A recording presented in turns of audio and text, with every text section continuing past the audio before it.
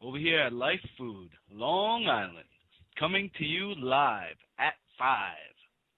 This voice comes from the furthest reaches of space, deep inside, presenting the incredible, the amazing Dr. David Jubb with the universe inside our mind.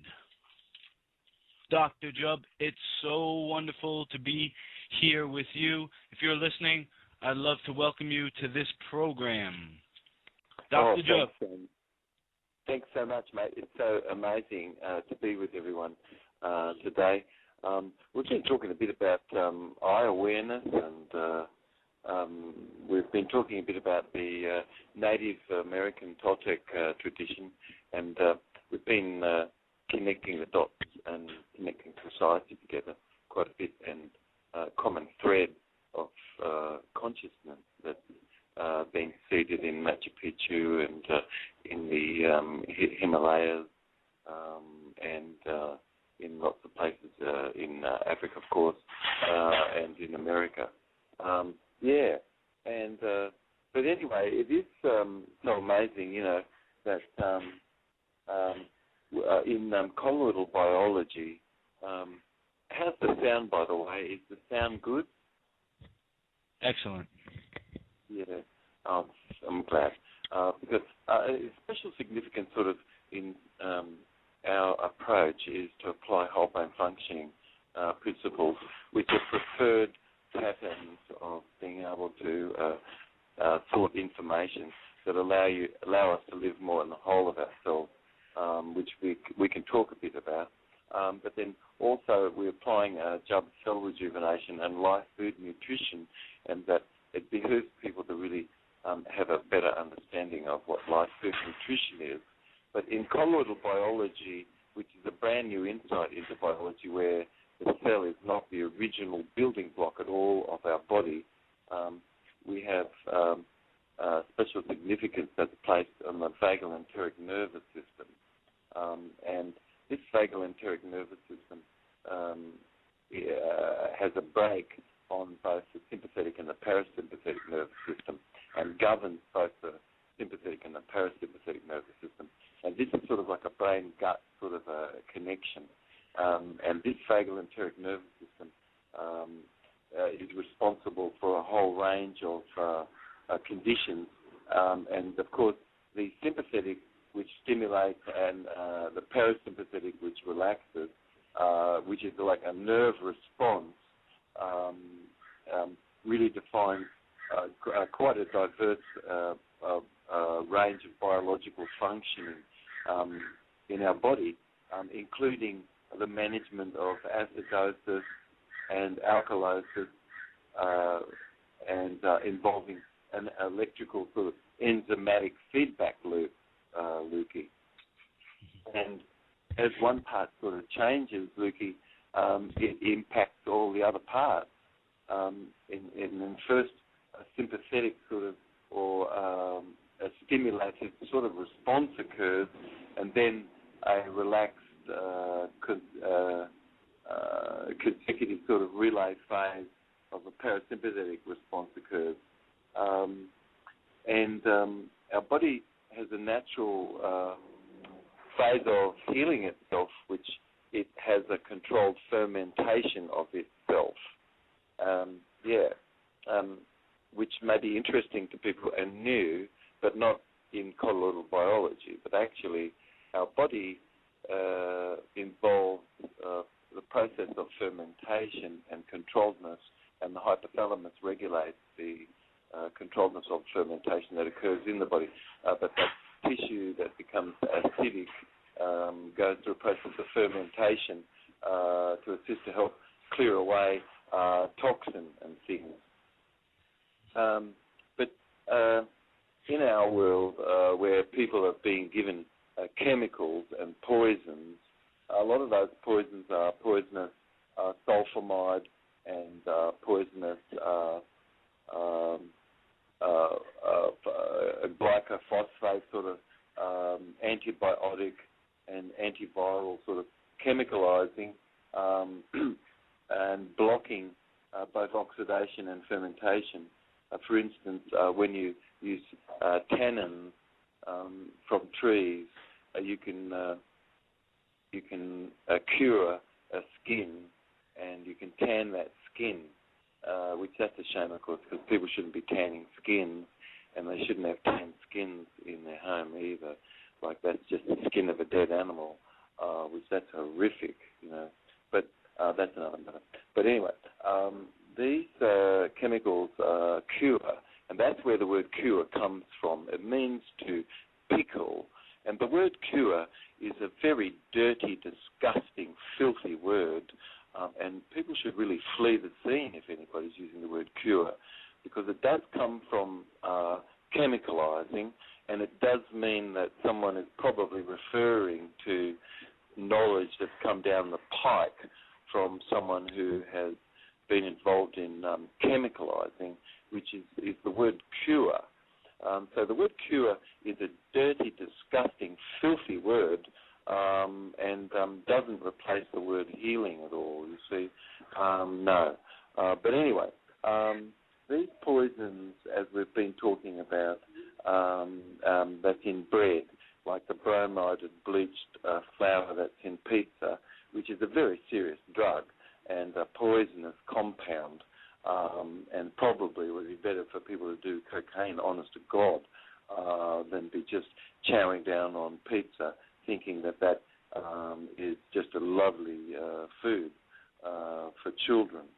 But poisonous sulfides and antibiotics, when parents just rush children off to the doctor, a lot of these doctors will tell you that the vast majority of parents are really overreact and things and hyperreact, and many people are hypochondriacal and are perpetually looking for something in a bottle, you know, to manage something.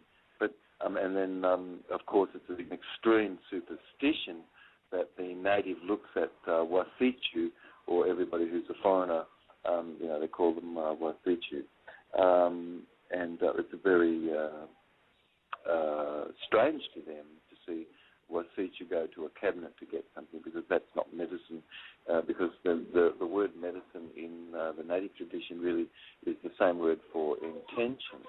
But biological consequences really not excellent, certainly, and as you sort of would have incurred, life colloidal endotoxins from die-off of all the chemicalizedness that those chemicals and everything sort of put into the body, and then of course there's no attention, of course, to the body ailments that's been continuously newly brought in, which is absolutely toxic, dead food, which includes banana and carrot juice, but that's another story. But as you really incur life colloid endotoxin as a result of poisonous administration of tannins and high concentrated juices without any fiber or vitamin U, the result really is to poison and administer dysbiotic or life colloid corpse die-off, and that sort of gets incorporated within and cloaked within body protein, and ends up as a mold, and very seriously hampers the body's ability to be able to cleanse itself properly, because it's sort of all those cleansing programs just drive the toxins in ever deeper. And that the connective tissue in your body has really little sort of humoral defense and then a lot of all of these neoplastic conditions and everything arise from connective tissue cells. But the connective tissue in your body really has very little humoral defense against all these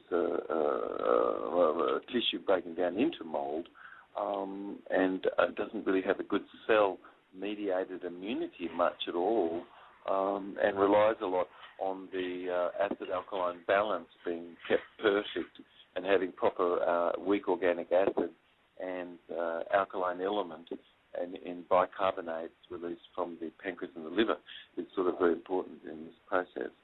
But that becomes impaired, which we'll just talk a little bit about. But the connective tissue is really composed of elastin and collagen, collagenic sort of fibre, and this in physiology is called mesenchymal sort of tissue. That mesenchymal tissue in physiology is very, very important because it really is a beauty for absorbing acid, and it has a very great acid absorption valence.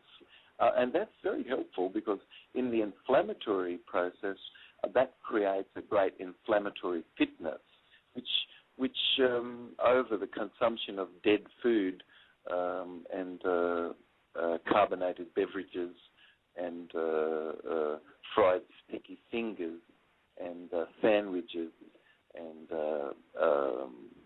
sliced cold flesh, meats, deli sort of items and things, which is really, really cancerous. Those are the foods that children are being eating, and then it's often wrapped in plastic and things, so they're getting all these estrogens and stuff. And an active sort of sympathetic sort of dysbiotic phase really incurs, and adrenaline and thyroxine sort of domination occurs in the body, which can clearly be seen by anybody who has a background in physiology and blood analysis. And then you've got a domination of collagen sort of fibre expanding, and you've got all these sort of skin diseases, Lukey, and skin conditions and things. And then you've got interstitial mesenchymal sort of overacidness, and children sort of wet the bed and they can slobber and salivate and have colds and flu-like sort of symptoms and things, which apparently Dakota has sort of been suffered from, as a result of all the pig's flesh that he's been given, which I really, really cared very much for them not to do that at all, but they laughed in my face and told me that they would just give him ever more because, it's sort of pig farming where they kill pigs, where he's sort of being put. But anyway, but interstitial mesenchymal sort of overacidness really is dissolved as hyaluronidase ferments occur in the body, and the tissue breaks down into ferment, and red blood corpuscle that's compressed and stopped at the site of injury and things becomes these hyaluronidase ferments as life colloid double spores assemble into fermentive life colloid that produce this hyaluronidase substance, which then carbonic acid is released, which causes sort of like a burning sensation, and hydrochloric acid is released in the mucus, is produced, and including stomach cell mucus membrane, and you have really disordered mucus membrane in all these children. And then as this occurs, the bicarbonate of soda, which is become blocked because livers become occluded and bile occlusion occurs, and that bile occlusion typically is for the vast majority of children that are born to mothers that eat dead food. But then as this incurs, bicarbonate of soda really is other than really released like it should be. But then, if as the body is able to have its proper functioning, whenever that carbonic acid would have been present, as it is when people are eating a lot of this dead food, and they have the burning sensation and bloatedness of their body and stomach and heartburn and this sort of thing. But hydrochloric acid in the mucus really is produced, and including the stomach cell mucus membrane, and then as this incurs, bicarbonate of soda really is absorbed by the connective tissue also, which has a fitness to be able to be absorbed of such up to a certain point in things, and as you're able to produce the bicarbonates and neutralize the acidity. Otherwise, the acidity continues to activate a protein fermentive sort of life colloidal phase of your cells, and your cells break down into ferments, basically. But that is sort of creates a disintegration. Then and a secondary phase starts to occur, which is a fermentive alkaline secretion of the body as it gives up all of its potassium, and the blood becomes more and more alkaline, which that's a precancerous condition of a child, which is the leading cause of death for children and of course adults today. The fermentive alkaline secretion of body bicarbonate becomes further and further reduced, and then inflammation is not really being controlled properly, and inflammation starts to run a riot sort of thing in the skin, and itchiness and flakiness, and the older the people get, the more and more they itch and scratch, and their skin breaks down, and skin on the face of children and things can be shown that they have this condition, and pig's flesh, I want you to know, really doesn't help, and that's the reason why lots of religions really don't care for their children to ever be fed pig's flesh, and it would be such a serious violation that anybody would do that and then laugh in your face that they did it to your children. It's just extremely offensive. But that's what's happened to me. The people that are looking after Dakota just laughed in my face, and when I said that I am educating people about life food and things, and they said, that they knew far more about nutrition than me, but they've never studied a day of nutrition in their life, you know what I mean? But they've been, by cloisteredness, having kidnapped Dakota up to this point. But anyway, but tissue lesions incur on the skin, which I have even seen on Dakota's face, and that incurs fatal sort of toxic sort of antigens, and if that's not neutralized and cleared away as it is should be in the body, and an irritated cell membrane sort of really provokes leukocytotoxins, which when people eat, let's see, for instance, boiled or very heat-processed flesh, they end up with leukocytes in their blood, which is just like a cancer, but it clears up after 24 hours. But when you have cancer, it just doesn't clear up at all.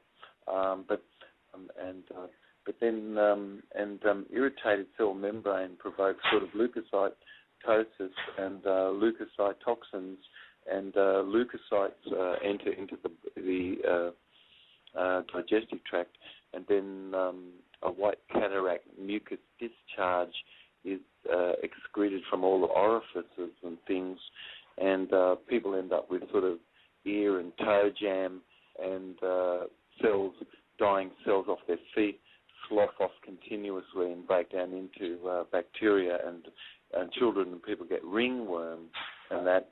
But leukocytosis and zytotoxins, including sort of histamine, leuky, provokes this sort of inflammation response of the body, and life colloid sort of building block of connective tissue turn to their own demise in that fermentive terrain, and then they produce, in turn, hyaluronidase that dissolves the connective tissue. Are you with me, Lukey? Yep. And then that creates lesions of the skin and the body and the brain, and life colloid probiotics sort of like Jubb's life colloid probiotic, that holy dirt, really is very important in this respect because it can assist to help to turn around a lot of these conditions, which is really totally absent in most people's gut.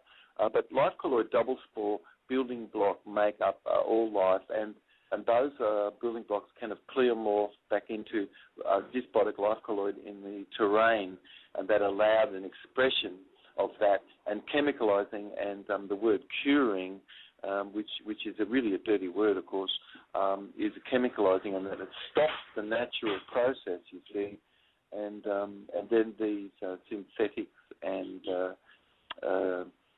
synthetic chemicals and drugs and even aspirin and things causes the natural process of toxins to be stored in the connective tissue, and then that causes a coagulatedness and congealedness and a gelatinizedness and a laminatedness of the toxin. And then the body's reaction really is to store that toxin and manage it all by sort of alkalizing the blood ever more, which that's actually what we could see in children's blood today, and of course certainly adults, which are well on their way to cancer.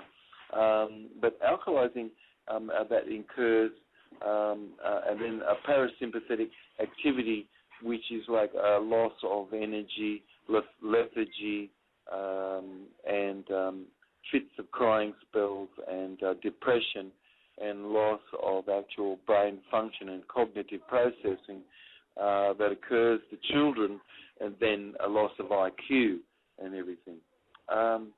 And attention deficit disorders, and then a zombieization, and then you've got Project Monarch of the butterfly, and taking over the brain, lobotomizing, and then getting a handler for the person, which is typically a social worker or somebody to make sure that a person remains chemicalized.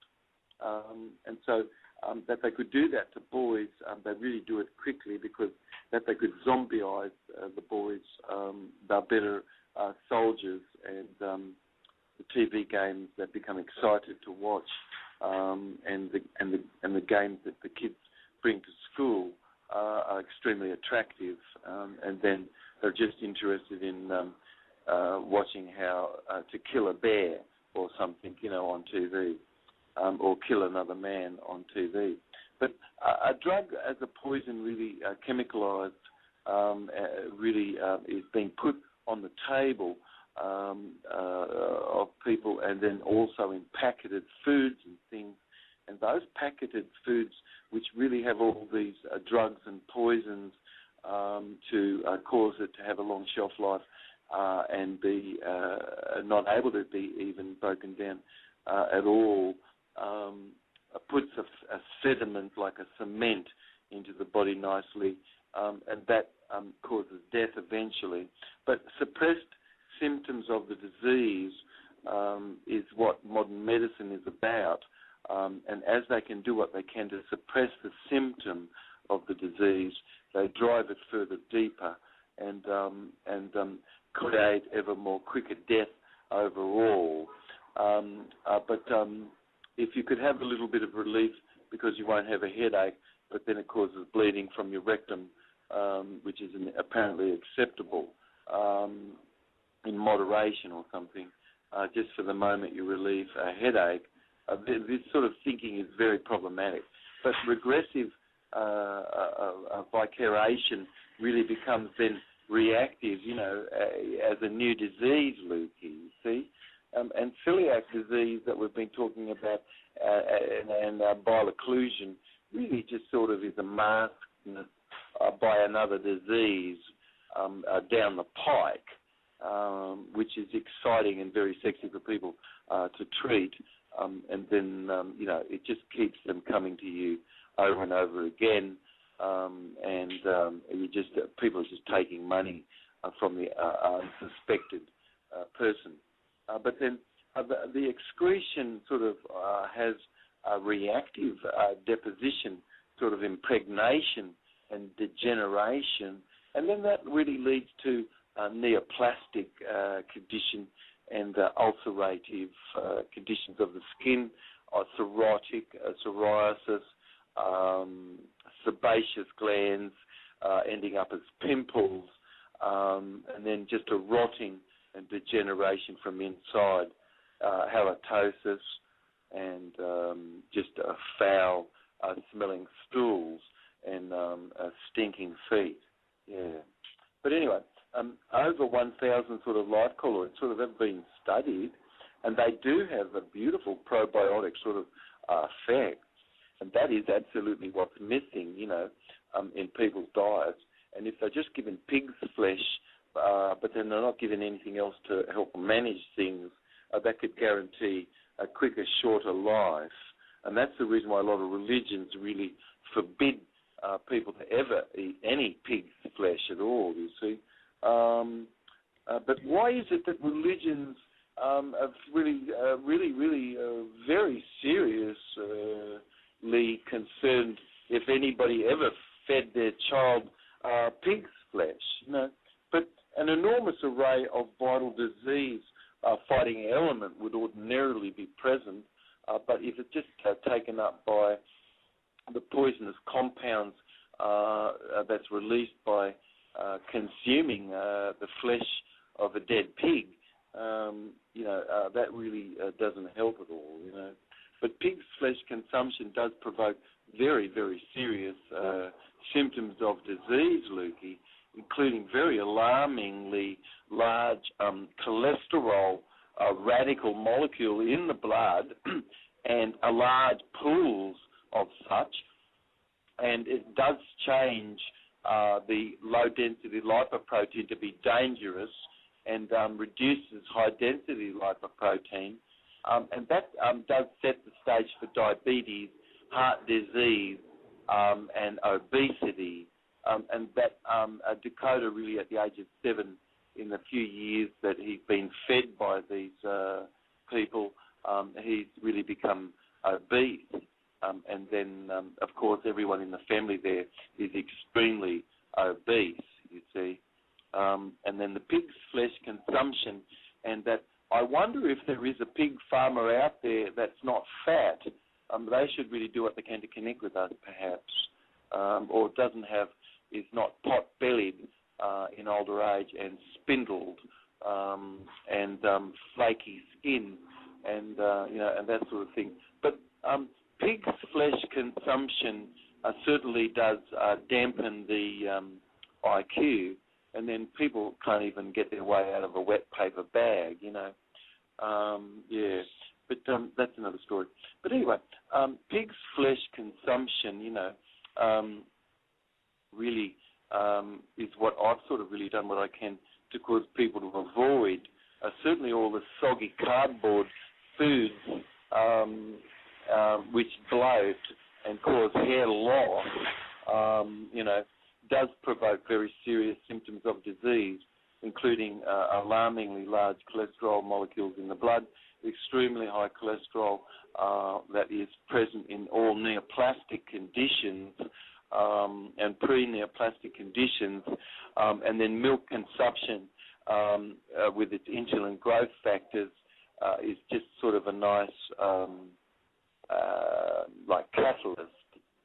It's just sort of like putting a bit of petrol on the fire, and it can explode a neoplastic condition, and then a lot of these children end up in hospital dying of pneumonia or and this sort of thing, coughing and phlegmy and congested lungs, and then they're not able to poop, and they're not able to let things go, and then their shoulders are not relaxed in life, and then their spit does show that they have very high adrenaline and cortisol levels, and then the threat of having to go to school and all sorts of things is just, it just assists to help to cause ever more death, actually. But histamine excess and histidaltic and histopenic sorts of conditions are the primary sorts of conditions that are affecting children. But pneumatic sort of like symptoms promote the growth of growth hormone, and then, of course, milk consumption and pizza, which is given sort of the children become addicted to, and then these schizophrenic and, Asperger-like symptoms and autistic-like sort of symptoms really is also stimulated by a bovine growth hormone that's in the milk and things. And that really could be seen to be part of an eugenics program, promoting, and then, of course, flesh consumption does stimulate insulin growth factors, and then if you put a little bit of, colostrum with that and deer antler, it's quickly on the way to prostate cancer if you're a male, or breast cancer, for females. But promoted growth hormone not being able to be reduced of that by continuing on with your dead food consumption, and banana eating and bicycle riding will not help. And if by the age of 40 or 50, these speakers, whenever I've seen them, they look gaunt, honest to God, and fuzzy.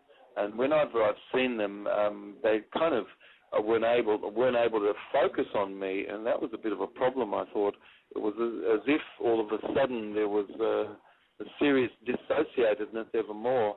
And a lot of these people, Lukey, when I connected with them, I saw their legs, mate, and honest to God, the legs of these people just all of a sudden they were like jelly, and they were not able to really hold any strength, mate. It was pretty amazing. But anyway, these priests and the politicians and certainly all the judges in the family courts that are taking the children, they are the most jelly-legged people I've ever met in my life, They looked like they were just about to be bowled over with their own thinking, you know what I mean? But anyway, that's another story. Look, this sulfur-containing mucus matter really does form a lot in all of this dysbiotic spore-like condition that arises from eating all this toxic dead food, soggy cardboard, super phosphate, super this, super that, tannin-rich dead food, which is not live food. But dysbiotic life colloid in the blood absolutely is present. Are you there, Lukey? Yep. Is it possible that I'm horrified and empowered at the same time? Well, we should be relaxed because, you got the answer, mate. Live food, you're underway. But neoplastic cancerous conditions and warts and growths and discharge from the orifices, white cataract mucousy discharges are serious conditions, and consuming pig's flesh and then just chowing down on bagels, cream cheese and lox, it's just not going to help, mate. People should really be on all the gorgeous food that they do just when they cleanse permanently. But neoplastic developmental stages of dysbiotic life colloid cycle is absolutely present, Lukey, in most people's blood, mate, honest to God. You're eating trash, you're eating crap, that's not moving through your body. You've just become the sewer and possibly the graveyard for dead animals. You know what I mean? You've got bile occlusion, certainly, because most people are born that way. And then certainly Asian people and then South American people, they very seriously are born jaundiced. And bile occlusion, it doesn't clear up. And then most of these people have talked about they end up in the age of in their 30s, and the men and the women look a lot like each other, and their dimorphism is gone. But excessive calcium phosphate deposit is really rife, and nobody's doing anything about it. It's such a laughing matter. It's funny, you know. They wander on into these clinics to get help and stuff, and they walk out with all the calcium phosphate just all in their body, just cemented, and nobody's actually giving them any clue. It's quite funny, but it's sad, actually. But excessive high levels of calcium phosphate, Lukey, deposit is incurred in the brain, in the connective tissue of the body, causing the body and the brain and the connective tissue to really initially bloat and swell, and then you've got eyesight problems. These people are blind as bats, mate. They can't see in front of them. They lack the ability to use the visual processing, so they can't. You have to see what I mean to get a clear perspective.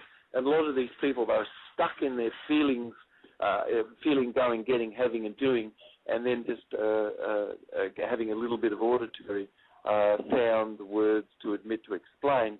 But they don't ever exit into vision much at all, and then they become drongos, and then the children underneath them also become drongos, and that's a very deep fear that I've had as a parent, that Dakota's eyesight is going to be going like the rest of the people that actually are looking after him, and then none of them have good eyesight, Mark. They've all four-eyed. They've got to actually wear thick glasses and stuff, you know.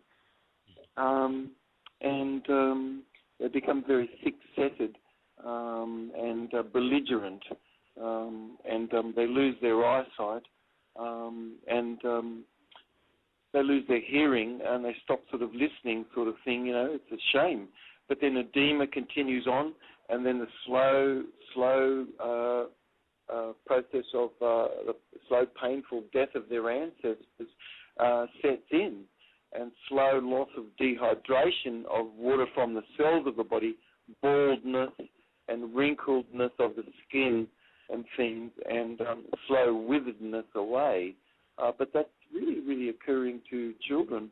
And a lot of people that I see in their 20s and 30s, they're fat, they've got subcutaneous layer of fat under their skin, and they just become bloated, like kegs, like beer kegs on tiny little spindles, spindles of legs, and saggy butted. But dehydration continues, and the excitotoxicity of nerve cells is rampant, and then all of the baby food and the packet food and things that's got all these excitotoxins in it creates a lot of salivation, and you can't stop with just one packet. And once you've fed the child a packet of that, they perpetually want that. I'm afraid that's the sort of thing that's going on for Dakota. Do you know what I mean? And the witches and the judges and the people in New York, especially Susan Knips and people like her, which you could read about her, are committing the most heinous crimes, just like Mendel did, you know. And Joan Tenenbaum that's working for ACS, committed the most heinous fraud, and they didn't care that they absolutely did what they could to kill Dakota. He just about lost a lot of his weight when they took him from crying, you know, and they vaccinated him and everything, and they just laugh in your face, you know what I mean? There is no oversight, mate, none at all. It's just like Nazi Germany, just allowed to just run rampant over New York City, and take your children and just feed your kids from an idiot box, you know, and keep them just stuck in front of an electronic device perpetually, and you can tell because they get too head forward, and little by little they hallucinate, and hypercapnia sets in, and sleep apnea, and then around about 3 o'clock in the morning, acidosis, and between 3 and 10 in the morning on Monday morning, most people die in the Western world. But that's another story, isn't it? But pig's flesh consumption really does provoke the serious symptoms of that disease, and it is a reason why a lot of religions and spiritual people absolutely do not allow their people to eat the flesh of a pig. And that's why when somebody would just say they fed your kid pig's flesh after you've really been educating people not to, and then just laugh in your face and hang up, and ever since then never talk to you, you know what I mean? And just continue to feed your kid pig's flesh. But alarmingly large cholesterol, histamine excess, excessive high levels of calcium phosphate, life colloid probiotics, of course, has its naturally occurring quinines and contains quenching sort of carbanols that are beautiful and that create and stimulate peroxide to be released by the reaction of these life colloids in the intestine, and that blocks sulfur ferments and stimulates other anti-toxic effects, Lukey. But in the ultradian cycle that occurs around 2 a.m. in the morning, where the liver would ordinarily be releasing glycogen stores into the blood to replenish cells' respiration requirement, and at around about 3 a.m., acid milieu can have developed, and damp, wet, cold acid terrain begins and causes body injury to the cell matrix and causes that matrix to ferment and break down into dysbiotic life colloid inside the cell, and that grows in colonies to become a fungus and then culminates in mycelial thread through the cell, and then and these are the sorts of things that's going on in people's feet, in their skin, in their intestinal tract, and then mouth breathing goes on in their life. They become congested. They become sort of very, very nasal sorts of talkers and mucousy, and that induces hypocapnia and sleep apnea, and a major nervous system crisis takes place, and at least 24 hours it takes to correct, which just often generally doesn't ever get corrected, Lukey, you see.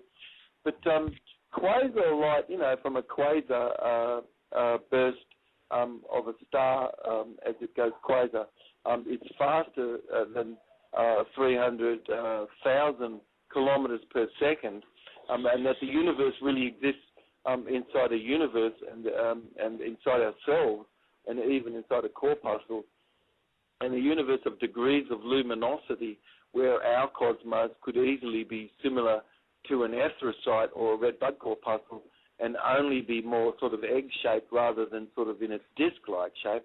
But coenzyme A and coenzyme Q is really being produced as an intermediary factor in energy production and electron transfer, and these sorts of nutrients are being produced in the intestine when you have proper probiotics. And that really does abound beautifully in Jubb's probiotic life colloid. Otherwise, sort of metabolism really can have become impaired, Lucy. You know what I mean? Dead food consumption and the consumption of pig's flesh and everything cooked and starchy, and then sugary, sweet, pasteurized juice from the fridge, carbonated beverage, and food out of a packet, and then a closed-up house with carpet and estrogens, and chemicals used to cure and clean and antiseptic the house. You've just got the conditions really of AIDS. And AIDS really is a chemicalizing of the body and a driving further in endotoxin, you see, and that's all AIDS is. It's the chemicalizing of the body. But dead food consumption blocks the body's ability to be able to produce glycogen, and that glycogen is very, very important, Lukey, to keep the acid coat of the skin intact, And so then people start to suffer with all sorts of skin conditions and things, and itching of the skin and flaking of the skin, and psoriasis and cirrhotic sorts of skin conditions, and sebaceous, pimpled-like skin, and hair loss. And in all diseases, the men start to get bald, and even the women start to become